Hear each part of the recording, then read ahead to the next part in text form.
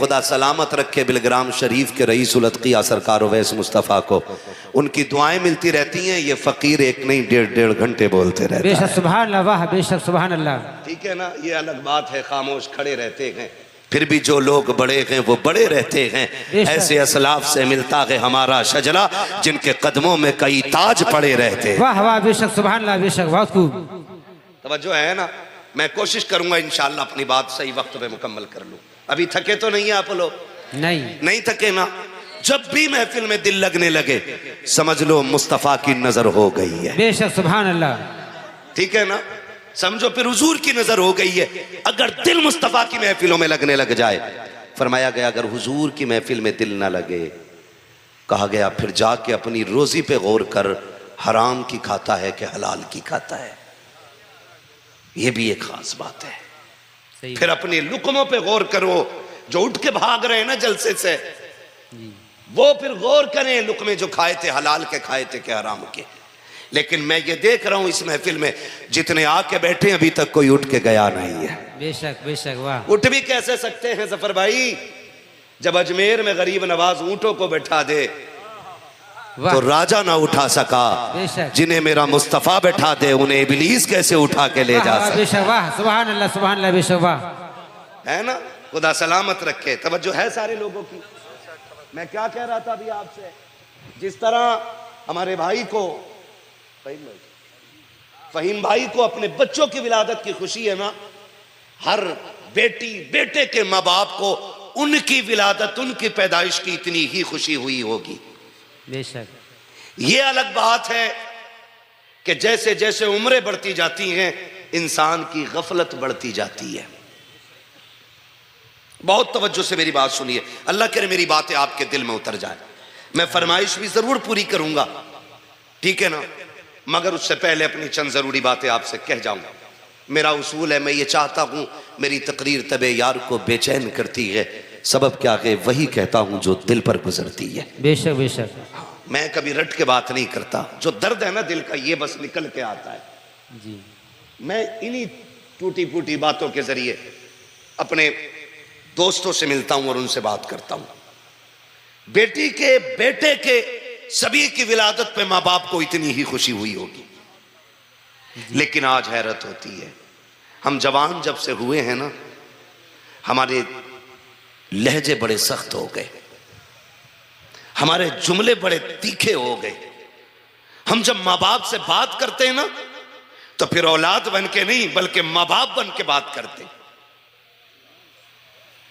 क्योंकि अब हम जवान हो गए।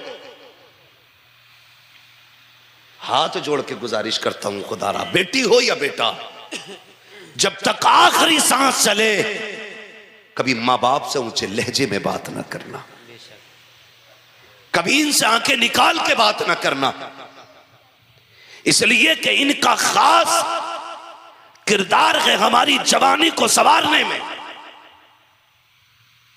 हमें ताकतवर बनाने में बाप का बड़ा अहम रोल है। हमारी भी मिंबर से थोड़ी गफलत रही, हमने भी जब भी लिखा मां के लिए लिखा, जब भी बोला मां पे बोला, जब भी पढ़ा बाप मां पे पढ़ा, कभी बाप की अजमत पे बात करने की जरूरत नहीं हुई। जो भी आया कह के गया मां के कदमों के नीचे जन्नत है, हुजूर का फरमान है, सिर्फ मां पे बात करते रह गए। काश कभी बाप पे भी बात की होती, कभी उसकी भी दुखती रग पे हाथ रखा होता। हमारी इस लापरवाही का नतीजा ये हुआ कि बेटों ने माओ को सर का ताज बना लिया, बाप को घर के दरवाजे का चौकीदार बना दिया, बाप को वह एहतराम की नजर से बेटे नहीं देखते जिस इज्जत से माँ को देखा करते हैं। एक बात नौजवानों से कहना चाहता हूँ प्यारे, खुदा की कसम खा के कहता हूँ, आका फरमाते हैं अल जन्नतु ताता कदामी उम्महातिकुम, जन्नत तुम्हारी माओं के कदमों के नीचे है। मुझे बता तो सकी माँ हमारे लिए इतनी मोहतरम है कि उसके कदमों के नीचे जन्नत रखी गई है, मगर तू जानता है ये भी आका ने कहा है जब कोई औरत अपने शोहर के कपड़ों का एक धब्बा मुस्कुरा के साफ करती है, अल्लाह एक धब्बा साफ करने के बदले में उसे 70 नेकियां अता फरमाता है। मुझे बता तो सकी, जिसके जूता साफ करने में जिस माँ को खुदा 70 नेकियां देता है, अरे सोच अगर माँ का ये मकाम है तो फिर उंगली पकड़ने वाले बाप का मकाम क्या रहा। नारे तकबीर, नारे रिसालत, नारे गौसियत, मसलके आला हजरत मुफ्ती हम्माद रजा साहिब किबला, नारे तकबीर, सुभान अल्लाह। बहुत खूब हजरत। माँ है मगर बाप भी कोई कम नहीं। बेशक बेशक, बाप भी कोई कम नहीं, अंदाजा लगा लो। फरमाया जो ये देखना चाहे कि उसका रब उससे राजी है कि नाराज, फरमाया सुबह उठ के बाप का चेहरा देखो, अगर बाप राजी है तो फिर खुदाए पाक भी राजी है। बेशक, वाह सुभान अल्लाह। बेशक हुजूर ने रब की रजा की पहचान ये नहीं बताया माथे पे निशान है तो रब राजी है, ये नहीं बताया पगड़ी में गए तो रब राजी है, ये नहीं कहा कि जुब्बे में गए तो रब राजी है, बल्कि फरमाया सुनो जिससे बाप राजी है उससे खुदाए पाक राजी है। बेशक, सुभान अल्लाह। बाप जानते हैं बाप क्या होता है, समझने की कोशिश करें। कई बार ना हमारे नौजवान और बच्चे कह देते हैं नहीं नहीं नहीं मेरी माँ ज्यादा प्यार करती है, अब्बा प्यार नहीं करते। कहा क्यों? का स्कूल नहीं गया, अब्बा ने 3 थप्पड़ मार के स्कूल भेजा। बेशक बेशक, यही बात है। और मेरी अम्मी रोती रह गई ना लेके जाओ लाल को, लेकिन अब्बा बड़ा जल्लाद है, पकड़ के ले गया। दिल पे हाथ रख के बताना, माँ जब बच्चे को उठाती है तो कमर पे रखती है बेशक, यहां, लेकिन बाप जब उठाता है ना तो फिर कंधे पे रखता है। बेशक, वाह सुभान अल्लाह। बेशक, वो किसी से पूछा था किसी ने कि इस उठाने में फर्क क्या है, मां कमर तक क्यों, बाप कंधे तक क्यों उठाता है? तो बड़ी प्यारी बात जिसने भी कही, बहुत प्यारी कही थी। उसने कहा मां इसलिए गोद तक उठाती है तक वो ये चाहती है कि मेरा लाल वहां तक देखे जहां तक मैं देख रही हूं, और बाप इसलिए कंधे पे बैठाता है, उसकी सोच ये होती है जहां तक मैं देख रहा हूं मुझसे भी आगे तक मेरे बेटे को नजर आना चाहिए। बेशक, वाह सुभान अल्लाह। बेशक, वाह। जिसके थप्पड़ को तुम ज्यादती और जुल्म और गुस्सा समझते हो, यकीनन ये थप्पड़ बड़े बड़े मुस्तकबिल का फैसला करते हैं।